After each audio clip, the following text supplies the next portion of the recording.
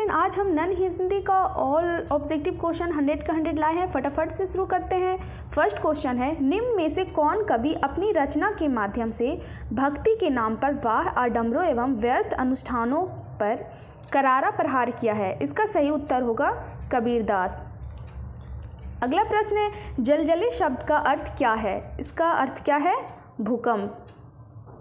अगला प्रश्न है, जो कभी अपने समय को यूं बिताते हैं नहीं, काम करने की जगह बातें बनाते हैं नहीं, ये पंक्तियां किस कविता से उद्धृत है? इसका सही जवाब क्या होगा? कर्मवीर। अगला प्रश्न है, स्तूप शब्द का अर्थ क्या है? इसका सही उत्तर होगा अच्छा बेटा। अगला प्रश्न है, कवि बिहारी सुख में किसे नहीं भूलने की बात कहते हैं? ईश्वर को। अगला प्रश्न है, नटी जाई शब्द का अर्थ क्या है? इसका सही उत्तर क्या होगा? मुकर जाना। अगला प्रश्न है, बच्चे किसकी हिमायत करने की प्रार्थना करते हैं? गरीबों की। अगला प्रश्न है, रमज़ान के कितने रोजे के बाद ईद आई?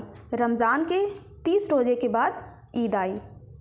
अगला प्रश्न है, ईदगाह शीर्षक कहानी में मोहसिन के पास कितने पैसे हैं? मोहसिन के पास 15 पैसे हैं। अगला प्रश्न है, हामिद मेला किसके साथ जा रहा था? हामिद मेला बच्चों के साथ जा रहा था। अगला प्रश्न है, संज्ञा या सर्वनाम के जिस रूप से वाक्य के अन्य शब्दों के साथ उनका संबंध सूचित हो उसे क्या कहते हैं? उसका सही जवाब होगा विशेषण। अगला प्रश्न है, अपादान कारक का उदाहरण निम्न में से कौन है? इसका सही उत्तर होगा लड़का पेड़ से गिरा। अगला प्रश्न है, हम ऐसा क्यों नहीं कर सकते, यह किस सर्वनाम का उदाहरण है? इसका सही उत्तर क्या होगा? प्रश्नवाचक सर्वनाम। अगला प्रश्न है, वह लड़का जिस विशेषण का उदाहरण है? इसका सही उत्तर क्या होगा? सर्वनामिक विशेषण। अगला प्रश्न है, निम्नलिखित वाक्यों में शुद्ध वाक्य कौन है? शुद्ध वाक्य कौन होगा? इसमें शुद्ध वाक्य होगा, मैं मंगलवार को व्रत रखता हूँ। अगला प्रश्न है, क्रिया का मूल क्या है? इसका मूल क्या है? इसका सही उत्तर होगा धातु। अगला प्रश्न है, उसका सिर खुजलाता है, यह किस क्रिया का उदाहरण है? इसका सही उत्तर होगा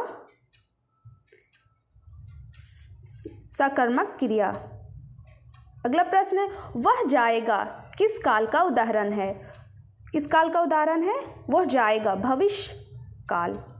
अगला प्रश्न है, अवलोकन शब्द में उपसर्ग क्या है? अवलोकन शब्द में उपसर्ग अव।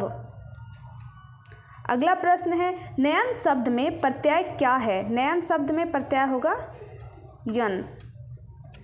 अगला प्रश्न है, कलिंग में कितने साल से युद्ध हो रहा है? 4 साल से युद्ध हो रहा था।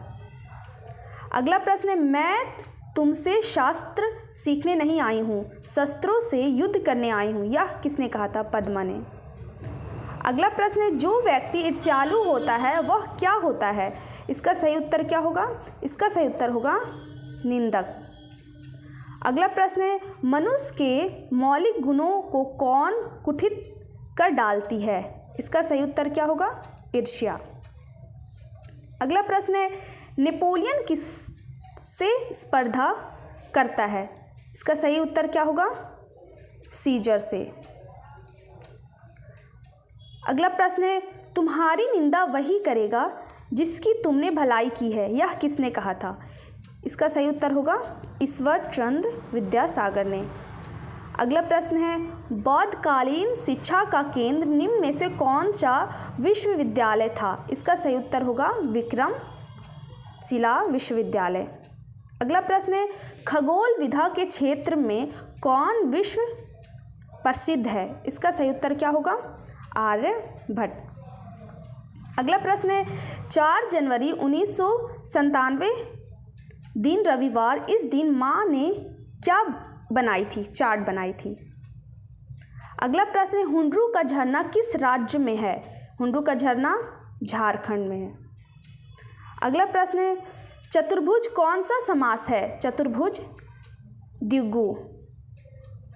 अगला प्रश्न है, पवन शब्द का संधि विच्छेद क्या है? पवन शब्द का संधि विच्छेद होगा पो प्लस अन। अगला प्रश्न है नरक का विशेषण क्या है? नरक का विशेषण नरकीय। अगला प्रश्न है राष्ट्रीय शब्द का प्रत्यय क्या है? राष्ट्रीय ए। अगला प्रश्न है प्रतिदिन कौन समास है? प्रतिदिन अवयवी भाव समास है। अगला प्रश्न है समास में आए पदों को छोड़कर जब किसी अन्य पदार्थ की प्रधानता हो तब उसे क्या कहते हैं? उसे बहुव्रीहि समास कहते हैं। अगला सवाल है वाक्य के उस भाग को क्या कहते हैं जिसमें एक से अधिक पद परस्पर संबंध होकर अर्थ तो देता है किंतु पूरा अर्थ नहीं देता? इसका सही उत्तर क्या होगा? इसका सही उत्तर होगा पदबंध। अगला प्रश्न है हमने खाना नहीं खाया, यह किस वाक्य का उदाहरण है? इसका सरल वाक्य। अगला प्रश्न है जिन शब्दों के अर्थ में समानता हो उन्हें क्या कहते हैं? इसका सही उत्तर होगा पर्यायवाची शब्द। अगला प्रश्न है जल शब्द का विलोम क्या है? जल का विलोम क्या है? स्थल। अगला प्रश्न है झांसी की रानी शीर्षक कविता की रचयिता कौन है? इसका सही उत्तर क्या होगा? इसका सही उत्तर होगा सुभद्रा कुमारी चौहान। अगला प्रश्न है कान्हा और मुद्रा किसकी सखियां थी? ये रानी लक्ष्मी बाई की। अगला प्रश्न है सुभट शब्द का अर्थ क्या है? सुभट शब्द का अर्थ दक्ष है। अगला प्रश्न है सुदामा चरित्र शीर्षक पाठ में भिक्षा मांगकर भोजन कौन करते थे? इसका सही उत्तर होगा सुदामा। अगला प्रश्न है वांस के वन पाइन ऑक के वन रात की हवा तुझे लोरी सुना रही है, ये पंक्तियाँ किस शीर्षक कविता की है? राव भटके हिरण के बच्चे को। अगला प्रश्न है झगा शब्द का अर्थ है? इसका सही उत्तर क्या होगा?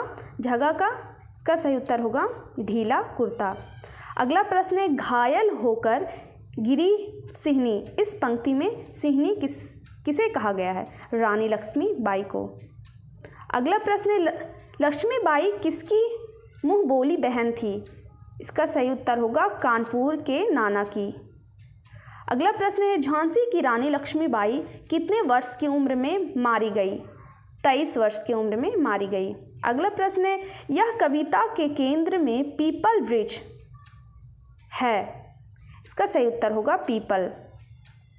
अगला प्रश्न है जो कहा ना जा सके के लिए एक शब्द क्या है? इसका सही जवाब क्या होगा? इसका सही जवाब होगा 51 का होगा अकथनीय। अगला प्रश्न है कागज काला करना मुहावरे का अर्थ क्या है? कागज काला करना, बिना मतलब कुछ लिखना।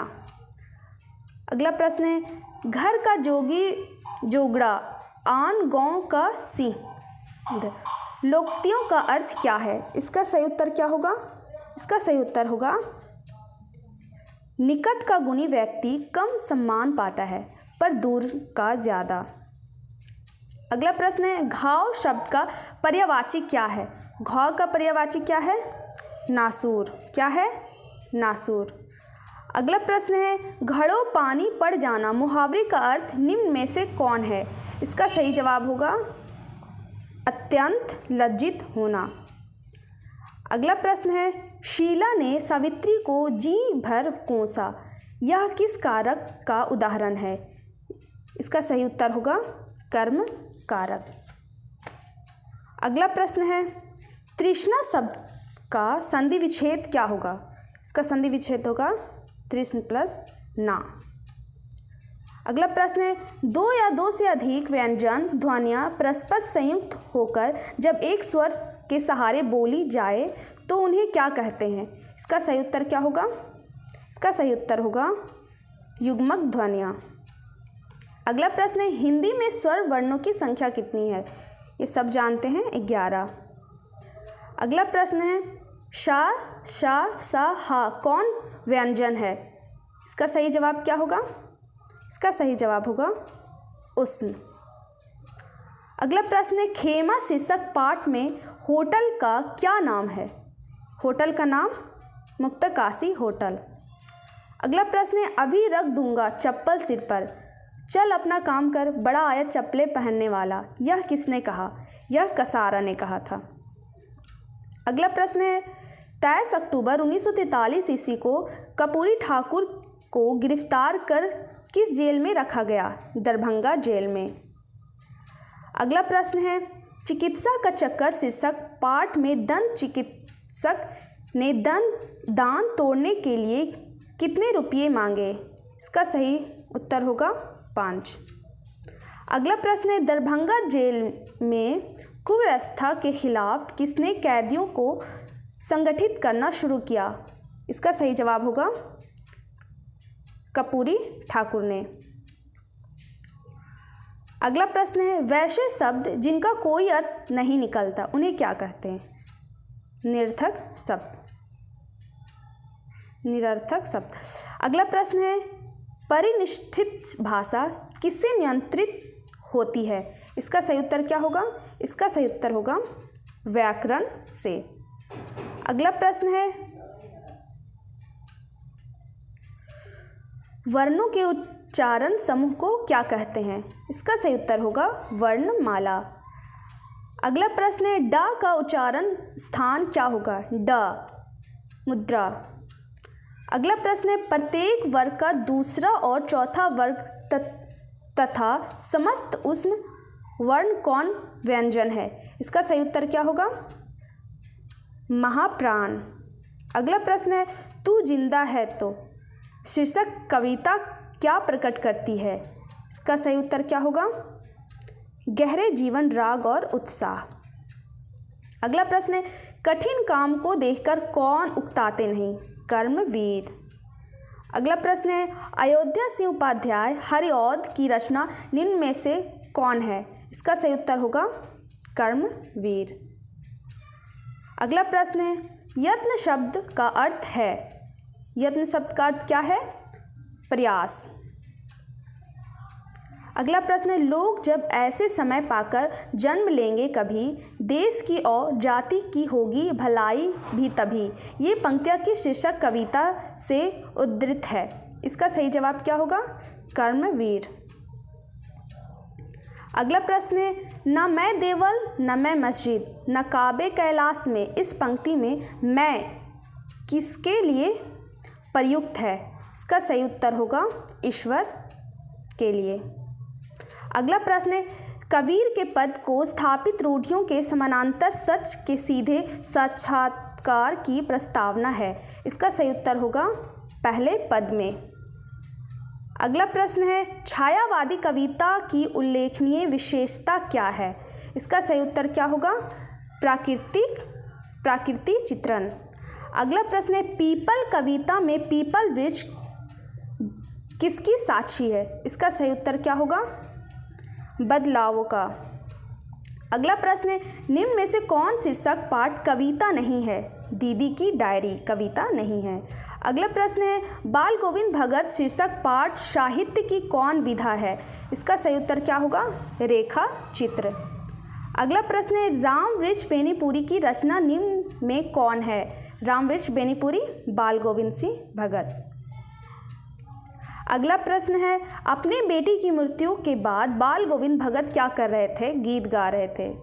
अगला प्रश्न है, हुंडरू का जलप्रपात शीर्षक पाठ में किस संस्कृति के प्रति विश्वास प्रकट किया गया है? इसका सही जवाब क्या होगा? इसका सही जवाब होगा बहुलवादी संस्कृति के प्रति। अगला प्रश्न है, अपने निरंतर संघर्ष से नदियाँ पत्थरों को खराद कर नवीन आकार में प्रस्तुत कर रही है, तो लोग उसे क्या कहकर पूजते हैं? भगवान इंद्र। अगला प्रश्न है, हुंडरू का जलप्रपात शीर्षक पाठ साहित्य की कौन विधा है? इसका सही उत्तर क्या होगा? यात्रा वृतांत। अगला प्रश्न है, ठेस शीर्षक कहानी में कहाँ की संस्कृति का प्रभावी वर्णन है? इसका सही उत्तर होगा मिथिलांचल की। अगला प्रश्न है, पंचानंद चौधरी किस टोले के हैं? इसका सही उत्तर क्या होगा? इसका सही उत्तर होगा ब्राह्मण टोले के। अगला प्रश्न है, सिरचन रंगीन सुतलियों में झब्बे डालकर क्या बुनने के लिए बैठा? चिक। अगला प्रश्न है, मंझली बहुरानी अपने मैके से आई हुई मिठाई भी इसी तरह हाथ खोलकर बांटती है, क्या? यह किसने कहा? यह किसने कहा? यह कहा सिरचन ने। अगला प्रश्न है, विद्यार्थी शब्द का संधि विच्छेद क्या है? इसका संधि विच्छेद क्या है? विधा जोर अर्थी। अगला प्रश्न है, वा का उच्चारण स्थान क्या है? वा का उच्चारण स्थान क्या है? दंतोष्ठ। वा नहीं मुद्रा। अगला प्रश्न है, निम्न में से अशुद्ध शब्द कौन है? अशुद्ध शब्द कौन है? विराट। अगला प्रश्न है, निम्नलिखित चिन्हों में योजक चिन्ह क्या है? योजक चिन्ह हो जाएगा डैश।